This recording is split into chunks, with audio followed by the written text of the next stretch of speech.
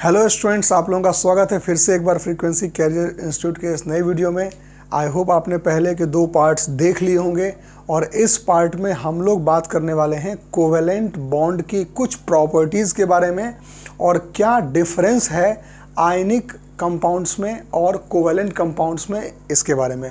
दोनों ही question board के aspect से बहुत ही इंपॉर्टेंट क्वेश्चन है और डिफरेंस ऑफ आयनिक और कोवेलेंट कंपाउंड्स तो लगभग कई बार एग्जाम में आया हुआ है। तो अपने नोट्स निकाल लीजिए। मैं हर बार की तरह आपको स्क्रीनशॉट लेने का एक मौका देता हूं। पहले आप इसका स्क्रीनशॉट ले लें और फिर मैं इस एक एक लाइन को एक्सप्लेन करूंगा। थ्योरेटिकल टॉपिक है, इसको ऐसे ही समझते हैं। चलिए, तो जल्दी से इसका एक स्क्रीनशॉट आप लोग ले लीजिए। आई होप आपने स्क्रीनशॉट ले लिया होगा। ठीक है, चलिए अब देखिए। तो जैसा कि हेडिंग लिखा हुआ है कि हम कोवेलेंट कंपाउंड्स के प्रॉपर्टीज़ को पढ़ने के लिए आ रहे हैं। हमने फर्स्ट पार्ट में पढ़ा था कि कोवेलेंट बॉन्ड्स क्या होते हैं और कैसे बनते हैं, क्या कारण है कि कोवेलेंट बॉन्ड्स बनते हैं। और हमें इतना आना चाहिए कि कोवेलेंट बॉन्ड कैसे बनता है, शेयरिंग ऑफ इलेक्ट्रॉन्स से बनता है। इलेक्ट्रॉन्स को शेयर करना पड़ता है। अगर ट्रांसफ़र करेंगे तो आयनिक बॉन्ड बन जाएगा, शेयर करेंगे तो कोवेलेंट बॉन्ड बन जाएगा। और जिन कंपाउंड्स में कोवेलेंट बॉन्डिंग होती है, ऐसे कंपाउंड को क्या बोलते हैं, कोवेलेंट कंपाउंड्स बोलते हैं। जैसे पिछले पार्ट में हमने क्या पढ़ा था, अलग अलग कंपाउंड्स का स्ट्रक्चर पढ़ा था। तो उन सभी कंपाउंड्स में आपको कौन सा बॉन्डिंग दिखा, कोवेलेंट बॉन्डिंग दिखा। इसीलिए हम उन सभी कंपाउंड्स को क्या बोलते हैं, कोवेलेंट कंपाउंड्स बोलते हैं। तो डेफिनेशन भी यही शुरू हुआ है कि the compounds containing covalent bond are called covalent compounds. बहुत ही सिंपल है। इसके कुछ प्रॉपर्टीज़ हैं, ज़रा उसको वन बाय वन समझते हैं। उसको एक्सप्लेन मैं आपको करता रहूँगा। अगर आपको लगता है कि एक्सप्लेनेशन में कुछ बातें और आपको नोट करनी चाहिए तो वो भी आप नोट कर सकते हैं। देखिए, तो सबसे पहले they have very low melting and boiling point. इनका मेल्टिंग और बॉइलिंग पॉइंट बहुत कम होता है। क्यों कम होता है?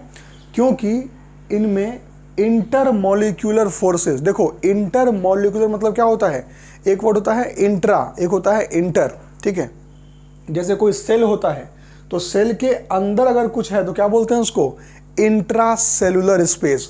और 2 सेल के बीच में अगर कुछ है तो क्या बोलते हैं उसको, इंटर सेलुलर, है ना। जिसको कहते हैं इंटर सिटी, मतलब क्या, 2 सिटी के बीच में। ठीक है, तो ऐसे ही इनमें कोवेलेंट कंपाउंड्स में क्या होता है कि जो इंटरमॉलिक्यूलर फोर्स ऑफ अट्रैक्शन है 2 एटम्स के बीच में, वो काफ़ी कमज़ोर होता है।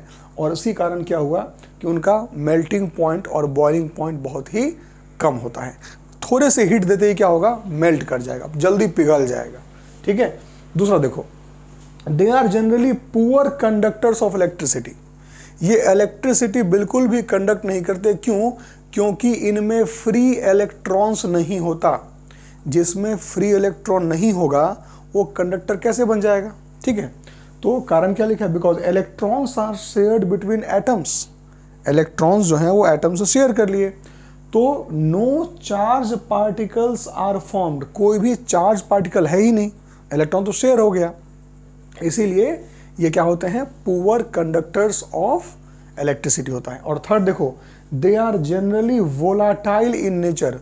वोलाटाइल क्या होता है, जो कि ईजिली वेपराइज हो सके, उसको हम वोलाटाइल बोलते हैं। तो कोवेलेंट कंपाउंड्स क्या होते हैं, they are volatile in nature. ठीक है, चलिए अब हम जल्दी से आते हैं कहाँ पर, difference between ionic and covalent compound. बहुत ही ज़्यादा इंपॉर्टेंट टॉपिक है, इसको स्टार लगा लो। ठीक है बच्चा लोग, आगे देखो।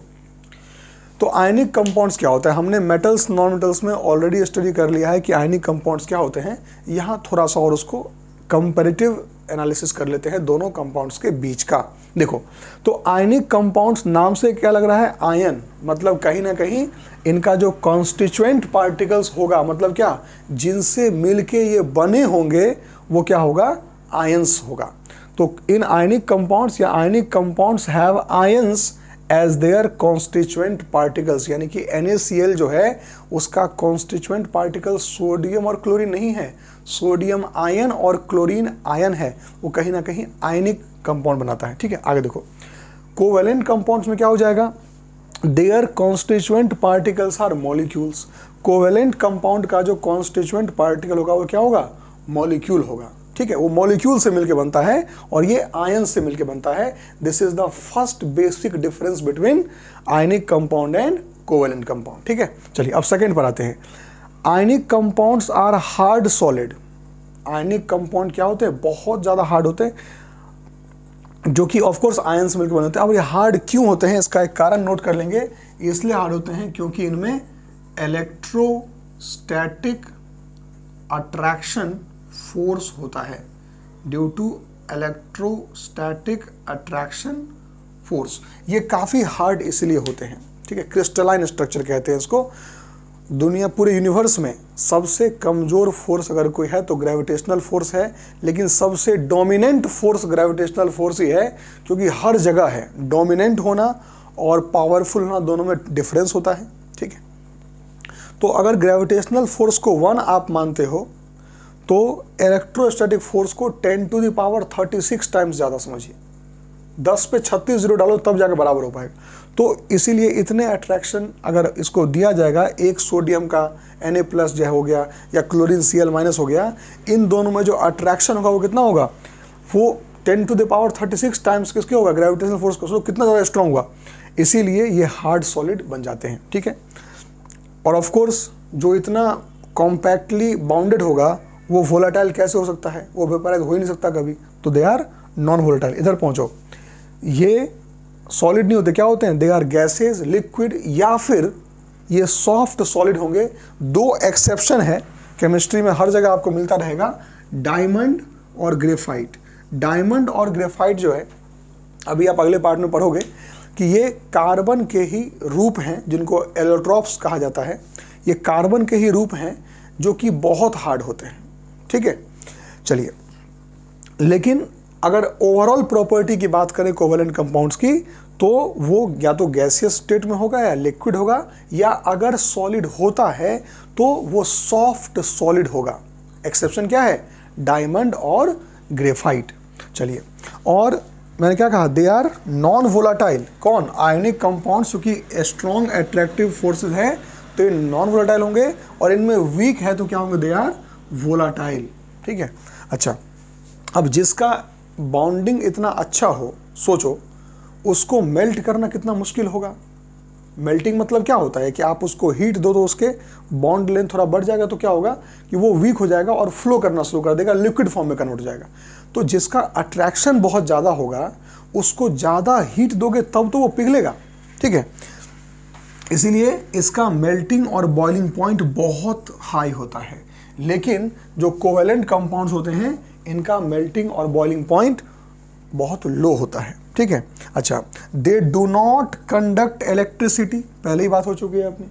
सॉलिड स्टेट में ये कभी भी इलेक्ट्रिसिटी कंडक्ट नहीं करता, क्योंकि इनमें फ्री आयंस नहीं होते। ठीक है, लेकिन अगर इसको मॉल्टेन या फ्यूज्ड स्टेट में आप ले आओ, तो चूंकि इलेक्ट्रॉन्स या आयंस मोबाइल हो जाते हैं, चलने लायक हो जाते हैं, इजीली मूव कर सकते हैं, इसीलिए वो सॉलिड या मोल्टन स्टेट में कुछ कुछ कंडक्शन करता है। लेकिन सॉरी, उल्टा बोल दिया सर मैंने, मोल्टन या फ्यूज्ड स्टेट में वो कुछ कुछ कंडक्शन करता है, लेकिन सॉलिड स्टेट में ये कंडक्शन बिल्कुल नहीं करता।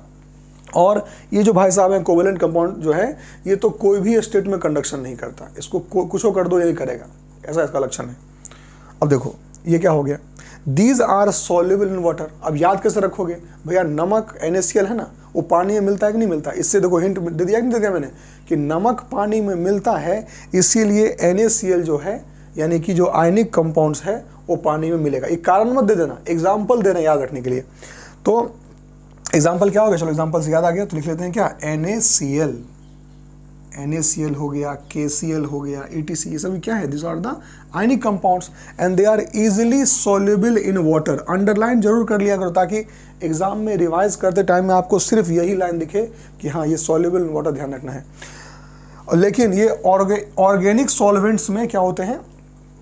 दे आर नॉट सॉल्युबल, मतलब कि पेट्रोल वगैरह हो गया, उसमें ये सॉल्युबल नहीं होता।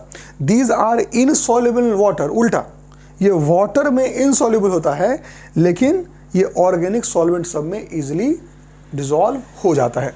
तो ये एक बेसिक डिफरेंस है किसमें? आयनिक कंपाउंड्स में और कोवेलेंट कंपाउंड्स में। और ये था प्रॉपर्टीज ऑफ कोवेलेंट कंपाउंड्स, ठीक है। तो नेक्स्ट पार्ट में हम लोग बात करेंगे कार्बन के एलोट्रॉप्स के बारे में। Thank you so much.